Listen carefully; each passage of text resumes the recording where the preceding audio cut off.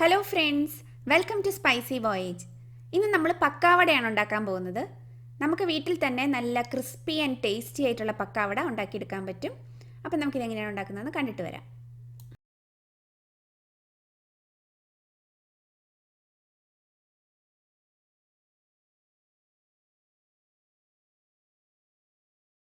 പക്കാവട ഉണ്ടാക്കാനായിട്ട് 2 കപ്പ് കടലമാവാണ് എടുത്തിരിക്കുന്നത്.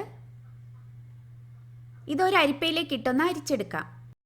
കടലമാവിൽ ചെറിയ ചെറിയ കട്ടകൾ ഉണ്ടായിരിക്കും, അപ്പോൾ അതുകൊണ്ടാണ് നമ്മളിതൊന്ന് അരിച്ചെടുക്കുന്നത്. അരിച്ചെടുക്കാതെ ഇരുന്നാൽ നമ്മളിത് അച്ചിലൂടെ പിഴിഞ്ഞെടുക്കുന്ന സമയത്ത് ഉള്ളിൽ അതിങ്ങനെ തടസ്സം ആയിട്ടിരിക്കും. അപ്പോൾ നമുക്ക് കറക്റ്റ് ഷേപ്പ് കിട്ടാൻ ബുദ്ധിമുട്ടാവും. ഇനി ഇതിലേക്ക് 1 കപ്പ് അരിപ്പൊടി ചേർത്ത് കൊടുക്കാം. അപ്പത്തിനും ഇടിയപ്പത്തിനും ഒക്കെ ഉപയോഗിക്കുന്ന പൊടിയാണ് എടുത്തിരിക്കുന്നത്. ഇതും കൂടി നമുക്കൊന്ന് അരിച്ചെടുക്കാം. അപ്പം നമ്മളിവിടെ 2 കപ്പ് കടലമാവിന് 1 കപ്പ് അരിപ്പൊടി എന്ന കണക്കിനാണ് ഇവിടെ പൊടികൾ എടുത്തിരിക്കുന്നത്. അടുത്തതായിട്ട് 2 table spoon Kashmiri chilli powder ചേർത്ത് കൊടുക്കാം. പക്കാവടയ്ക്ക് നല്ലൊരു കളർ കിട്ടാൻ വേണ്ടിയിട്ടാണ് നമ്മൾ ഈ കാശ്മീരി ചില്ലി പൗഡർ ചേർക്കുന്നത്. അടുത്തതായിട്ട് 1 ടീസ്പൂൺ കായപ്പൊടി ചേർത്ത് കൊടുക്കാം. പാകത്തിനുള്ള ഉപ്പ് ചേർത്ത് കൊടുക്കാം. ഞാനിപ്പോൾ ഇവിടെ 1 ടീസ്പൂൺ ഉപ്പ് ചേർത്ത് കൊടുക്കുന്നുണ്ട്. 1/2 ടീസ്പൂൺ നല്ല ഫൈനായിട്ട് പൊടിച്ചെടുത്ത പെരിഞ്ജീരകത്തിൻ്റെ പൊടിയും കൂടി ചേർത്ത് കൊടുക്കാം. ഇനി ഈ പൊടികളെല്ലാം ഒരു സ്പൂൺ കൊണ്ട് നന്നായിട്ട് നമുക്കൊന്ന് മിക്സ് ചെയ്ത് കൊടുക്കാം. ഇപ്പോൾ ഇവിടെ 1 കപ്പ് വെള്ളം എടുത്തിട്ടുണ്ട്. നമുക്ക് ഈ വെള്ളം കുറേശ്ശെ ഒഴിച്ചു കൊടുത്ത് കൈ കൊണ്ട് നന്നായിട്ട് ഇനി പൊടി കുഴച്ചെടുക്കാം. നമുക്കൊരു ചപ്പാത്തി പരുവത്തിനാണ് ഇത് കുഴച്ചെടുക്കേണ്ടത്. അപ്പോൾ കുറേശ്ശെ വെള്ളം ഒഴിച്ചു കൊടുത്തിട്ട് ഇത് നന്നായിട്ടൊന്ന് കുഴച്ചെടുക്കാം. ഇപ്പോൾ ഇവിടെ നമ്മൾ 1 കപ്പ് വെള്ളം മുഴുവനും ഇതിനു വേണ്ടി ഉപയോഗിച്ചിട്ടുണ്ട്. അപ്പോൾ ചില സമയത്ത് 1 കപ്പ് വെള്ളം മുഴുവൻ ആവശ്യം വരാറില്ല. 2-3 ടേബിൾ സ്പൂണൊക്കെ കുറവ് മതിയായിരിക്കും. അപ്പോൾ ഓരോ പാക്കറ്റ് പൊടി നമ്മൾ വാങ്ങുന്നതിനനുസരിച്ച് വെള്ളത്തിൻ്റെ അളവിൽ വ്യത്യാസം വരാം.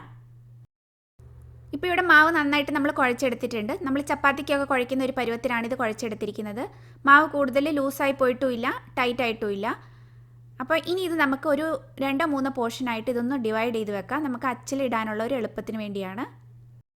ഇപ്പോൾ ഇവിടെ ഇത് 3ആയിട്ട് ഡിവൈഡ് ചെയ്ത് വെച്ചിട്ടുണ്ട്. ഇനി നമുക്കിത് ഡ്രൈ ആയി പോകാതിരിക്കാനായിട്ടൊന്ന് കവർ ചെയ്ത് വെക്കാം. ഇനി ഇത് നമ്മൾ റെസ്റ്റ് ചെയ്യാൻ വെക്കേണ്ട ആവശ്യമൊന്നുമില്ല. ഇപ്പം തന്നെ എണ്ണ ചൂടാക്കി നമുക്കിത് വറുത്തെടുക്കാം. പക്കാവട ഉണ്ടാക്കാനുള്ള അച്ചെടുത്തിട്ട് അതിൻ്റെ ചില്ലിട്ട് കൊടുക്കാം. അതിനുശേഷം നമുക്ക് കുറേശ്ശെയായിട്ട് മാവ് ഇതിനകത്ത് ഫില്ല് ചെയ്ത് കൊടുക്കാം.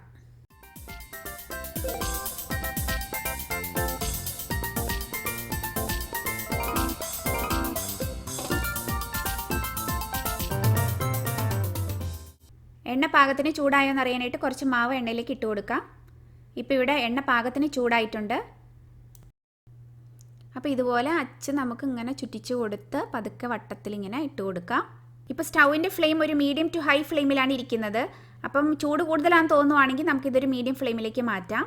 അതുപോലെ ഒരു പ്രാവശ്യം അച്ചിൽ ഫില്ല് ചെയ്തെടുത്ത മാവ് ഒരു 3 പ്രാവശ്യമായിട്ടാണ് ഞാനിവിടെ വറുത്തെടുക്കുന്നത്. ഇനി ഇത് അടിഭാഗം പാകത്തിനൊന്ന് മൂത്ത് കഴിയുമ്പോൾ നമുക്കൊന്ന് മറിച്ചിട്ട് കൊടുക്കാം. ഇപ്പോൾ ഇവിടെ മോൾവശം അത്ര നല്ല ക്രിസ്പിയൊന്നും ആയിട്ടില്ല, കുറച്ച് സോഫ്റ്റ് ആയിട്ടാണ് ഇരിക്കുന്നത്. എന്നാലും അടിഭാഗം ഇപ്പോൾ പാകത്തിനായിട്ടുണ്ടാവും. അപ്പോൾ നമുക്കിതൊന്ന് മറിച്ചിട്ട് കൊടുക്കാം.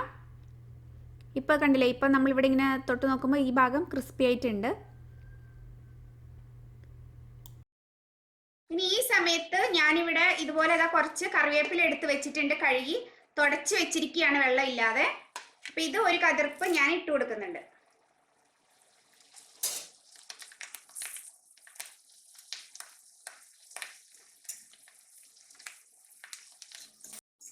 അപ്പം നമുക്ക് ഒന്നും കൂടെ ഒന്ന് തിരിച്ചിട്ട് നോക്കാം കറക്റ്റ് ആയോന്ന്. ഇപ്പം കണ്ടില്ലേ, നല്ല ക്രിസ്പി ആയിട്ടുണ്ട്. നമുക്ക് ആ സൗണ്ട് കേട്ടാൽ അറിയാം. അപ്പം നമുക്കിനി ഇത് കോരിയെടുക്കാം.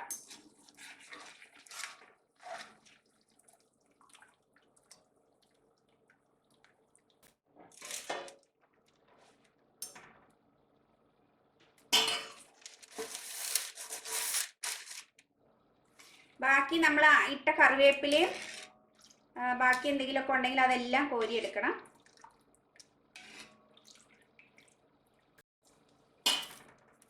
നമ്മൾ എല്ലാം എടുത്തിട്ടുണ്ട്. വീണ്ടും ഇതിലേക്ക് ഇട്ട് കൊടുക്കാം.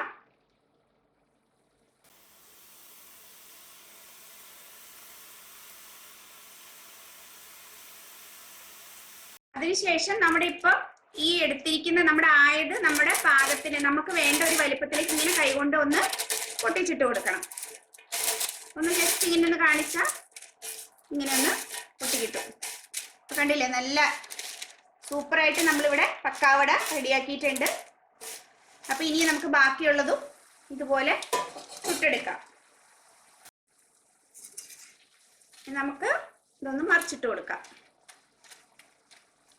ഇതിൻ്റെ ഒപ്പം തന്നെ ഞാൻ കണ്ടില്ലേ, ഓരോ പ്രാവശ്യവും ഞാൻ ഇതുപോലെ ഓരോ തണ്ട് കറിവേപ്പില ഇടുന്നുണ്ട്. അപ്പം നല്ലൊരു ഫ്ലേവറാണ് നമ്മുടെ പക്കാവടയ്ക്ക്.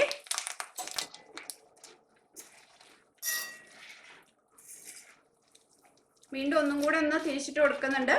കറക്റ്റ് പാകമായെന്നറിയാം. ഇപ്പം എല്ലാം നല്ല കറക്റ്റ് ആയിട്ടുണ്ട്. കണ്ടില്ലേ, നല്ല ക്രിസ്പി ആയിട്ടുണ്ട്. ഇതിൽ നിന്ന് എടുക്കാം.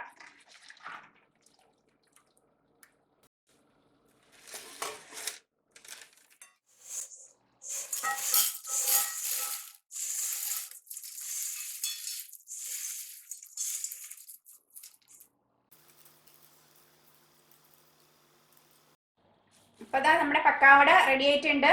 നല്ല ടേസ്റ്റുമാണ്, നല്ല ക്രിസ്പി ആയിട്ടുള്ള പക്കാവടയാണ്. ഒന്ന് കഴിച്ചു നോക്കട്ടെ കേട്ടോ. നല്ല ഫ്ലേവർ ഉണ്ട്, നല്ല ക്രിസ്പി ആയിട്ടും ഉണ്ട്. അപ്പോൾ കടയിൽ നിന്ന് വാങ്ങുന്നതിനേക്കാളും ഒക്കെ നല്ല ടേസ്റ്റി ആയിട്ട് നമുക്ക് വീട്ടിൽ തന്നെ ഇത് ഉണ്ടാക്കിയെടുക്കാൻ പറ്റും. അപ്പോൾ എല്ലാവരും ഇതൊന്ന് ട്രൈ ചെയ്ത് നോക്കണം. വീണ്ടും മറ്റൊരു നല്ല റെസിപ്പിയുമായിട്ട് നമുക്ക് കാണാം. Take care, bye bye.